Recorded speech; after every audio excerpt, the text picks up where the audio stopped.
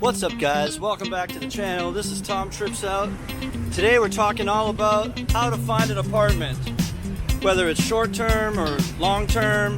I'm going to show you all the places you can look to search for listings and where to find available apartments. My name's Tom.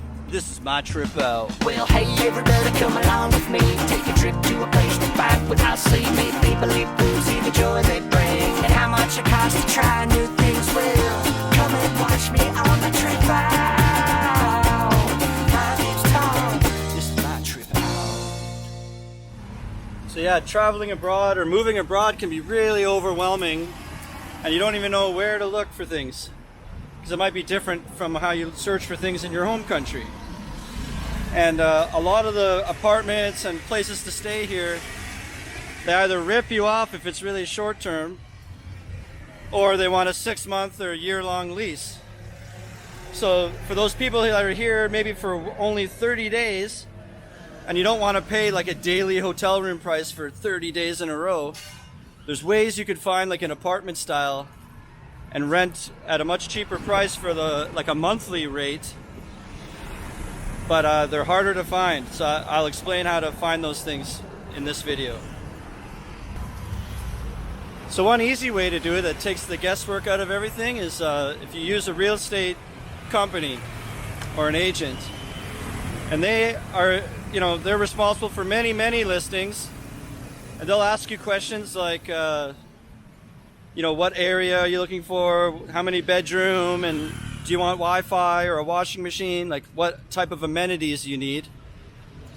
And then they'll search for you and through Messenger send you a whole bunch of links that you could browse yourself. And then if any interest you, you can arrange with that agent to go view them. And I did it one time, and they actually picked me up on their motorcycle, and I hopped on the back of their motorcycle and they drove me around to a few different apartments that we looked at. And then if you see one you like, they can act as a translator for you and help you speak to the landlord in case you want to negotiate or if you have questions. So it's a good way to do it if you're an expat. But this type of way, it's not usually for just 1 month or temporary. That's for like getting an apartment permanently. So it'd be usually 6 months is the minimum, and they're looking for like a year. Some examples of these companies, one's called CAM, C-A-M, and another one I know is IPS. And a lot of businesses here in Asia, they use Facebook as their website. So if you wanted to see the listings for CAM Real Estate or IPS, you should search them on Facebook and then go through their listings. And when you message on a listing that you're interested, one of the agents will contact you and then take it from there. So another website that a lot of expats use, and also locals, it's called Khamai24. So it's like KHMER24.com, and it's like classified ads, but online. And people sell items, electronics, but there's also a real estate section, so you can navigate over to rentals and then put in the things you need, like 1 bedroom, this or that, what area, and you can filter your search and find listings on there. And I recently had a subscriber reach out to me asking me how to find an apartment, and I gave them this advice, and they only wanted 1 month. And using Khamai24, they ended up finding like the place of their dreams in the area they wanted, and they allowed them to rent for only 1 month. So I thought, hey, this would be a good idea for a video, and this could help more people. So Khamai24, that's a good website. I actually bought this camera I'm using right now, I bought used off someone on Khamai24. And my very first apartment, the one that it was $140 a month, I also found that on Khamai24. If you go to my playlist section, there's a thing called apartment tours, and you can see the 2 apartments I've had so far in Cambodia and how much they cost. The $140 one I actually found on Khamai24.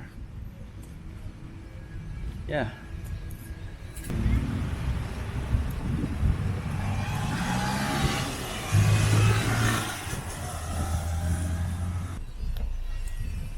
So another resource you could use is Facebook groups. There's many expat groups, and then some are really geared towards apartment rentals. And so there you could also find maybe people that you could take over someone's apartment, like a sublet. So in case if maybe someone's going back home for a month and it just happens to be the same month that you need a place for 30 days, you could maybe find someone that's willing to sublet for just a month or 2 months or something like that. And that way you're not tied into a 6-month agreement. Now you have to be careful with the Facebook groups. Sometimes you'll get ads that obviously look, or listings that are fake, or you'll see the same pictures of the bedroom and living room and stuff on multiple different ads, which like is a red flag. It shows you that, you know, those pictures are fake. They want you to come out and see a place that, and then when you get there, it's something different. The old bait and switch. So, but usually you can tell those posts look suspicious. So Facebook's an option, but sometimes people abuse those groups and put like bogus listings up there. So you just have to be careful which ones you pursue.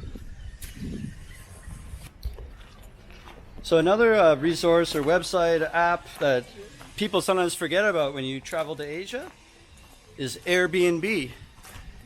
Now I've left this for like third and later in the video because it's not the #1 option I would suggest. But I know I've known some people that have found some reasonably priced ones on Airbnb. It's just usually they're more expensive.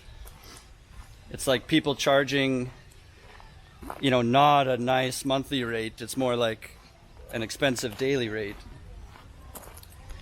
And a lot of the time they're like apartment style. You could message the person directly in the app and maybe negotiate or arrange a better price.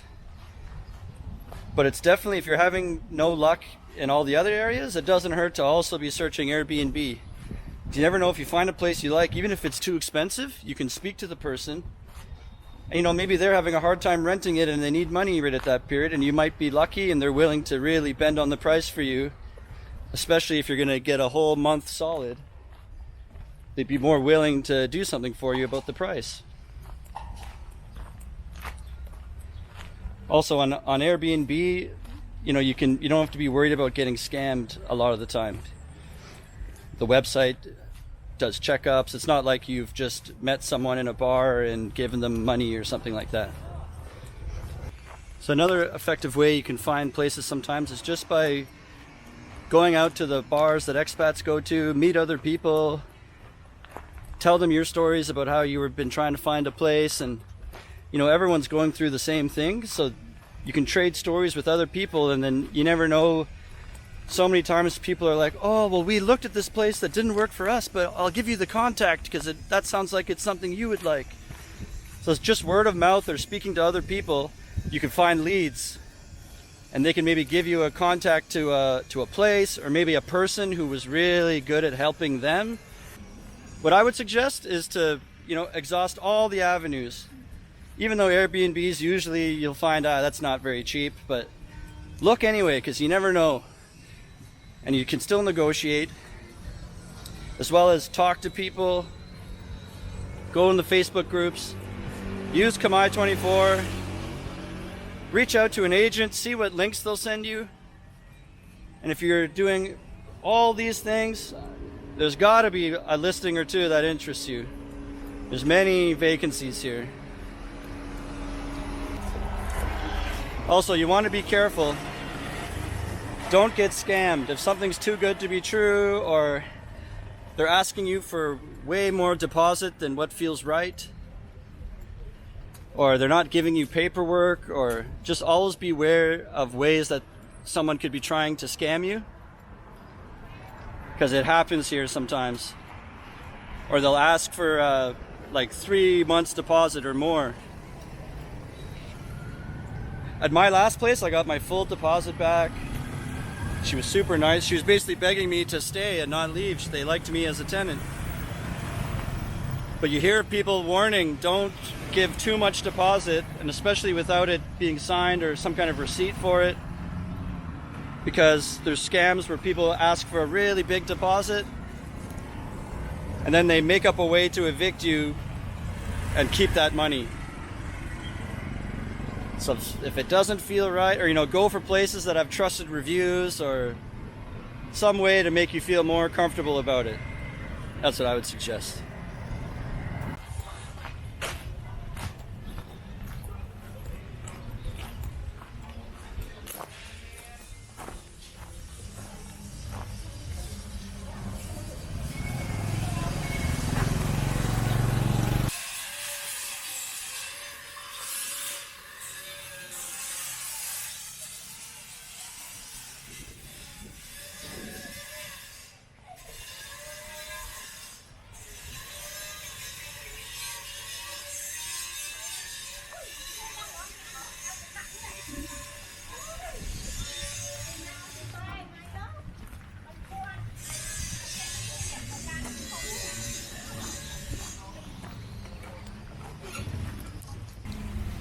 Yeah, comment below if you have any questions. I always try to answer all the comments as much as I can.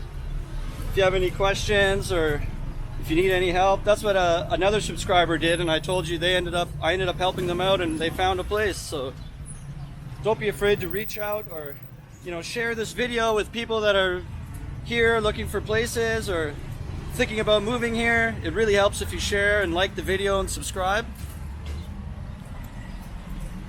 Really helps me out. Well, that's gonna do it for this video. Thanks for watching. Remember, how you spend your days is the way you spend your life. It's never too late.